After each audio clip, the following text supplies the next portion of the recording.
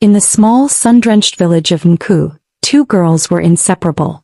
They were like the sun and the moon, different but always seen together. Amara was 25 years old, known throughout the village for her heart of gold. She was beautiful, with skin like smooth ebony and eyes that held a gentle warmth. Her smile was a comfort to everyone. Amara was always helping others, fetching water for the elderly, caring for sick children, and sharing her family's little food with those who had none.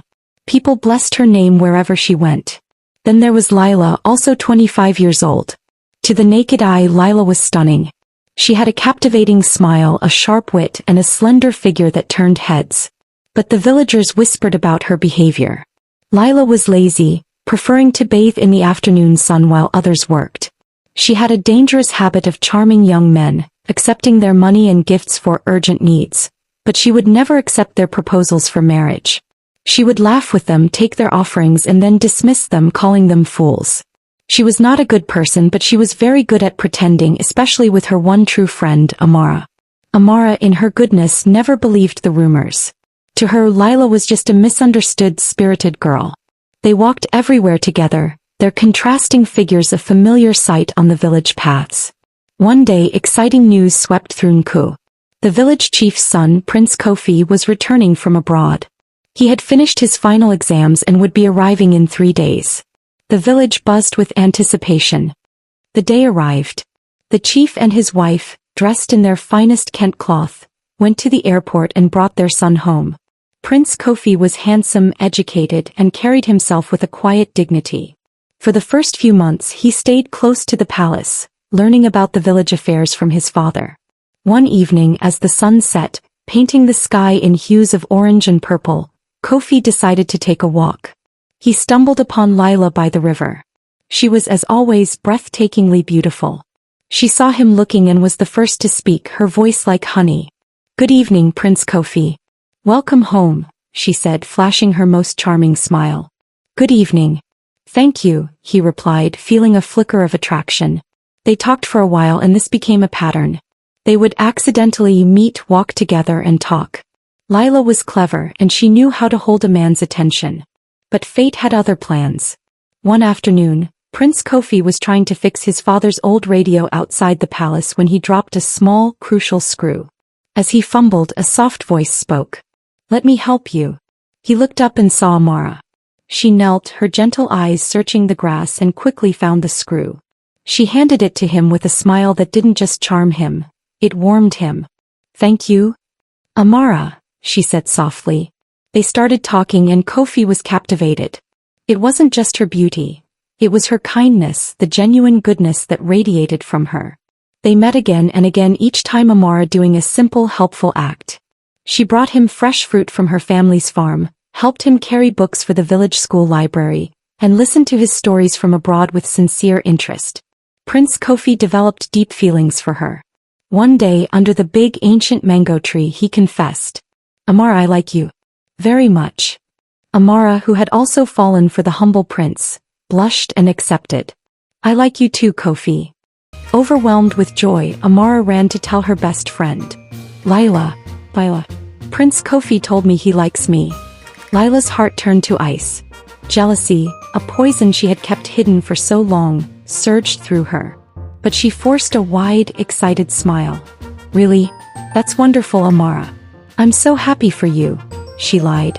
A few days later, as the two friends were walking, they saw Prince Kofi approaching. Amara, beaming with pride, introduced them. "Kofi, this is my best friend, Lila. Lila, this is Prince Kofi." Lila's smile was so tight it threatened to crack. "We've met," she said, her voice strained. Seeing them together hand in hand was a physical pain. Desperate, Lila went to Prince Kofi the next day. "Your Highness, may I speak with you? It's about Amara." She leaned in conspiratorially. "She is not who you think she is. She talks about you behind your back. She is only with you for your title and money." Prince Kofi looked at her, his expression unreadable. "Thank you for your concern, Lila. But I know Amara's heart. Please, do not speak of her like that again." He walked away, not believing a word. However, not wanting to upset Amara, he decided not to tell her about her friend's betrayal. A grand party was announced at the chief's palace. Prince Kofi invited Amara and out of courtesy her best friend Lila. Chiefs and important men from neighboring villages attended. The palace was filled with music, laughter, and the clinking of glasses. Everyone was busy dancing and feasting. Lila, her eyes sharp with malice, saw her opportunity. While Amara was happily talking to Kofi's mother, Lila slipped through the crowd. She stealthily picked up valuable phones that guests had left on tables and chairs and, with a final wicked act, slipped them all into Amara's large decorative handbag which was lying on a chair. As the party was ending, guests started looking for their phones.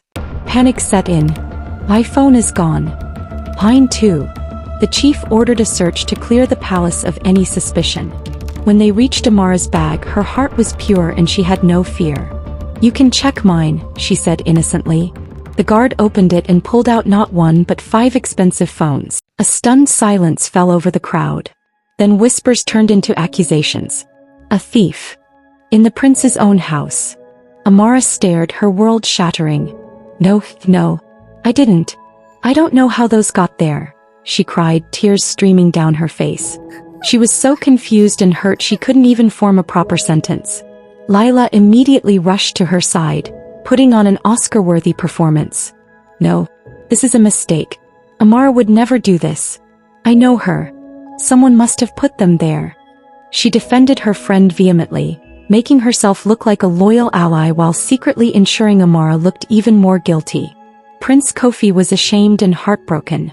He didn't believe it, but the evidence was right there in the bag of the girl he loved. He had seen it with his own eyes. He had nothing to say in her defense. After the party, the chief and his wife summoned Amara. We are very disappointed, the chief said sternly. A thief cannot be in the palace and certainly cannot be with our son. You will stay away from him. The prince was forced to obey his parents. He and Amara broke up.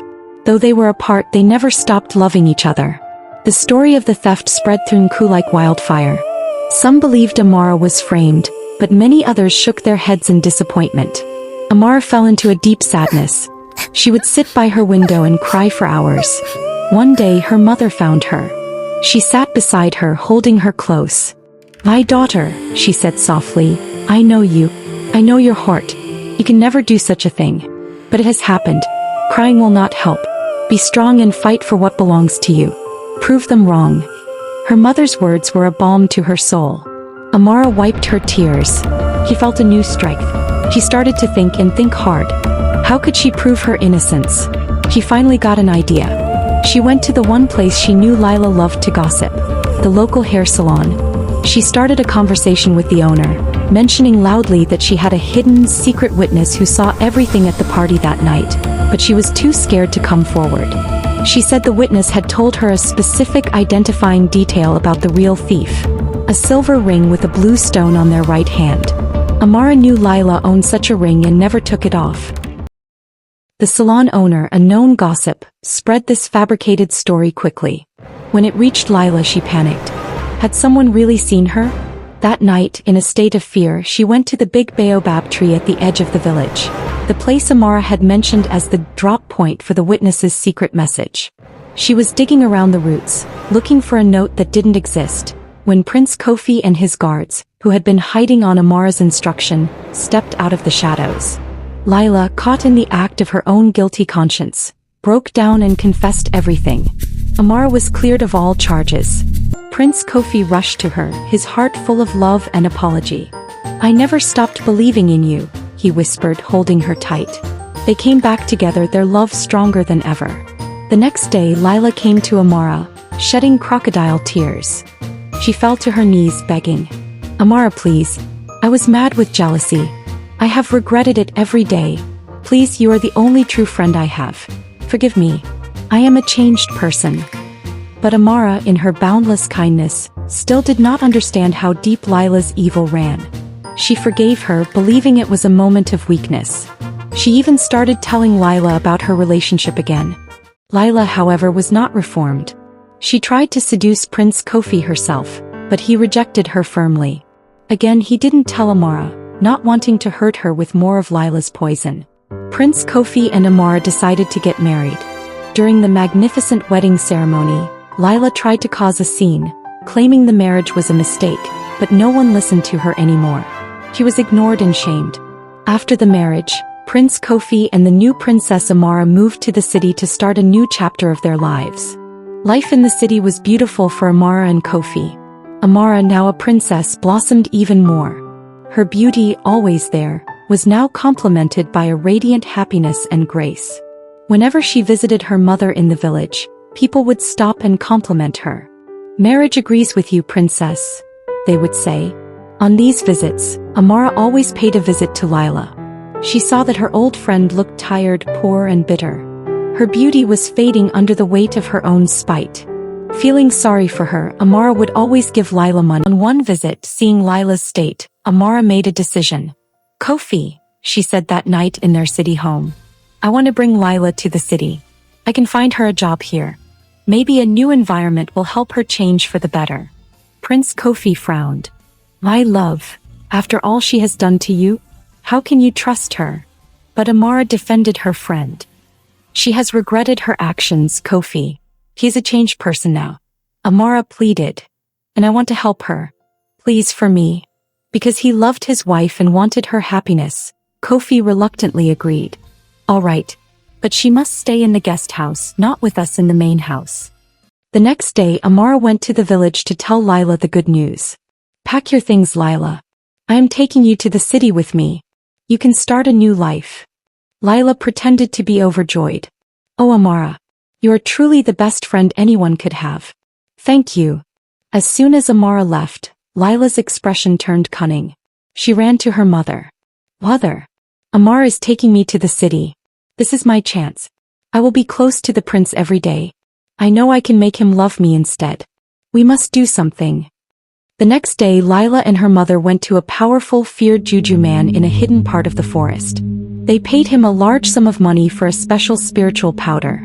"Apply this on your skin every day," the Juju man instructed, his voice raspy.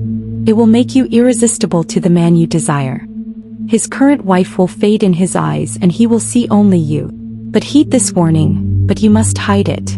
If anyone else sees this powder, the charm will be broken. Its power is a secret." Lila didn't care about the warning. She was sure of her own allure. She took the powder, her heart filled with wicked plans. The day arrived for Lila to move to the city.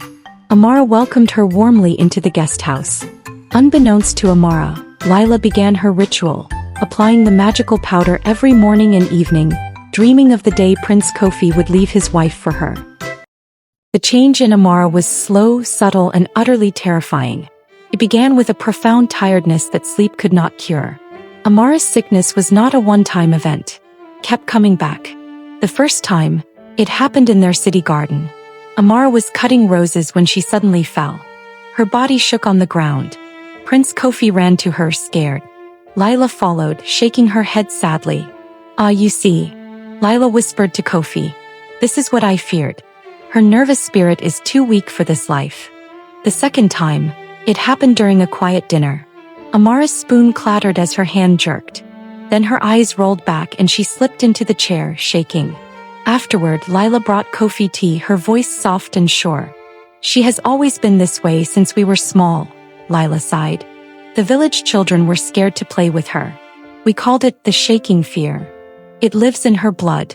The third time, Amara fell in the market, convulsing near the fruit stalls. People stared and whispered. Prince Kofi, humiliated, carried her home. Lila was waiting. "Now you see it in public," Lila said, her tone changing from pity to sharp truth. "This is not a wife for a prince. This is a sick girl. A burden. Every time she shakes your name in the dirt." Each attack was the same sickness, but Lila gave it a different name, a different reason, a worse story. Weak spirit. Shaking fear. A burden. Prince Kofi's heart, clouded by the Juju, began to believe the lies he heard most often. He stopped seeing the strong woman he loved. He only saw the sickness, the shame, and the constant shaking proof of Lila's words. Amara's own body, fighting a battle she did not understand, became the very thing that pushed her husband away, one terrible, continuous seizure at a time. Weeks passed. Prince Kofi's mind became clouded. He started seeing Amara as nagging and unpleasant, while Lila seemed perfect and alluring. One evening, after a silly argument he provoked, he shouted at Amara, "I can't take this anymore. You should leave. Lila understands me better." Defeated and now truly hideous, Amara packed her things. The next morning as she was leaving, Lila came to say goodbye, Amara face sad and confused. "Lila, what happened? I wanted to help you." Lila could no longer pretend. She looked at Amara, her face twisted with hatred and ruined by the rebounded curse. "You and your stupid goodness," she spat. "I have always hated you." Amara was shocked and heartbroken. She left and returned to the village, crying to her mother.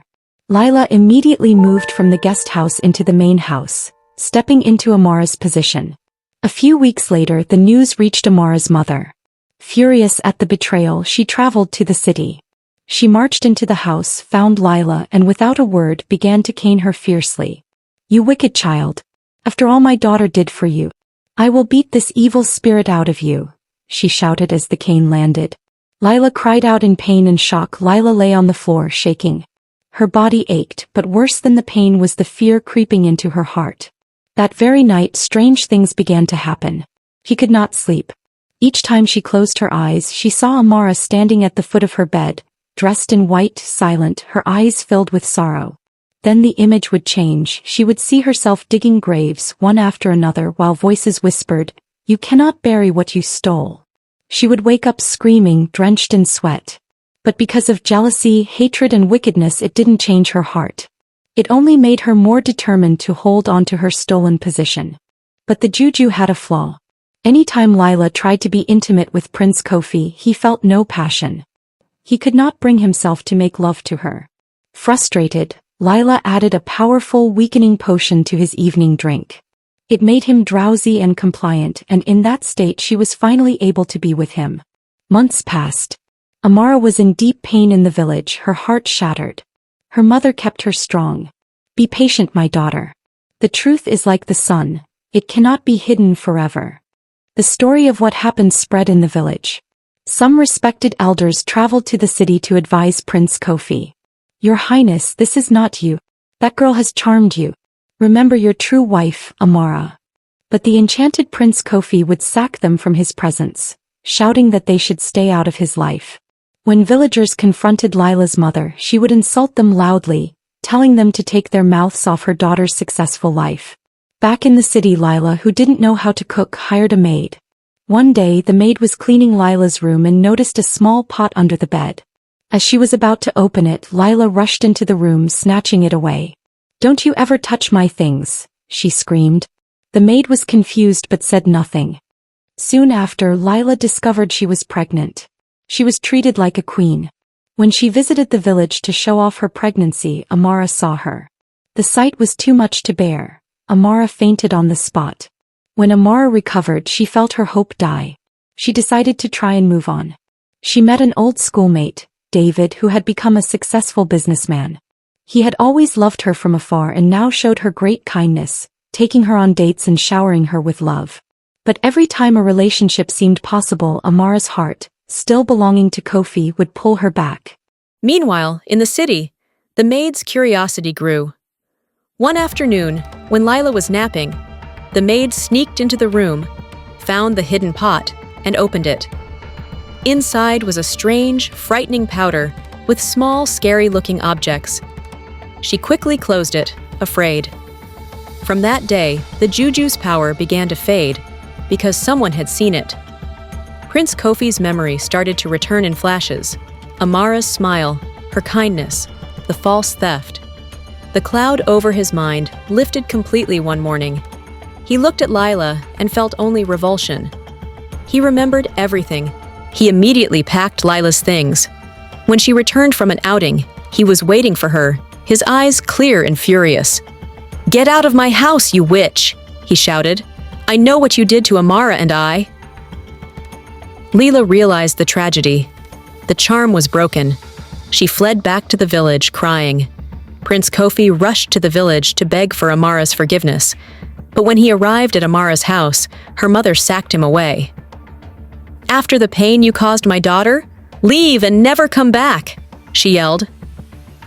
That day, Amara was not home. David had taken her on a picnic. When she returned, her mother, still angry, said nothing about Kofi's visit. He returned to the village every day, suffering silently, believing that patience alone would bring Amara back.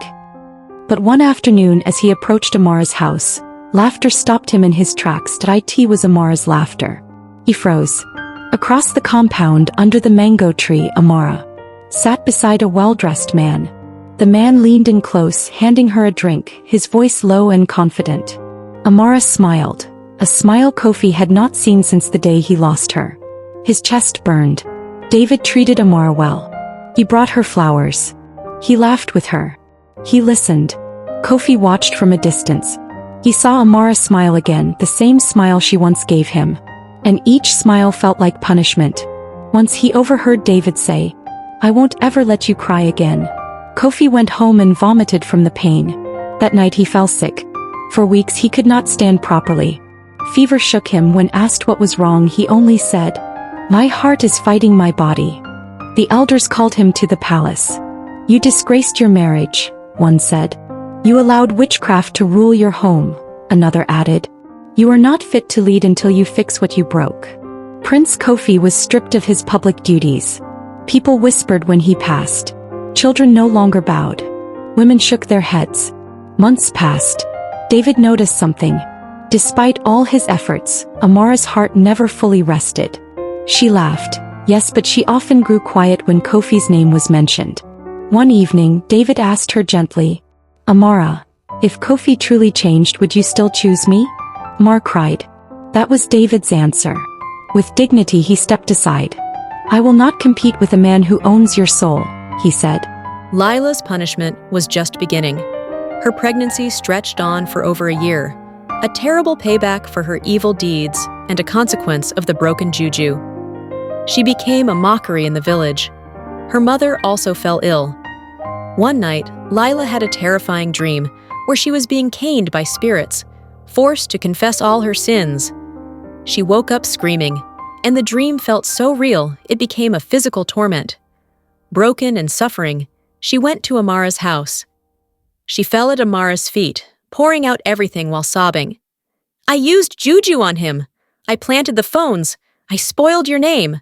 I put a potion in his drink to make him weak. The baby isn't even his. It's from a different man I met in the city. Forgive me, Amara. I did it all out of jealousy." Amara listened, her heart breaking anew. The betrayal was immense. But looking at the wretched, suffering woman before her good heart once again found pity. "I forgive you, Lila," she said softly, though she knew their friendship was dead forever. "But your punishment is from God, not from me." Lila's suffering continued. In her despair, she tried to take her own life by drinking poison, but a neighbor found her and rushed her to the hospital, where she was saved. Prince Kofi, meanwhile, did not give up. He returned to Amara's village every day, sitting outside her house, telling everyone how sorry he was. He proved his change of heart through consistent, humble actions. He helped Amara's mother on her farm without being asked. He publicly apologized to the village elders he had disrespected. Finally, seeing his genuine remorse and the truth of his enchanted state, Amara's heart softened. He agreed to see him. He got down on his knees, tears in his eyes. "My love, I was blind, but now I see. Please give me another chance. My life is nothing without you." Amara forgave him. They returned to the city together, their love rebuilt on a foundation of forgiveness and truth. They lived happily ever after. Years passed. Amara and Prince Kofi's marriage became the best, blessed with children of their own. Lila, however, lived the rest of her life in suffering and shame, a permanent moral lesson to all, that jealousy and betrayal are poisons that destroy the one who carries them, and that true evil always returns to haunt its creator. Please subscribe, like, and comment to share your thought on the story.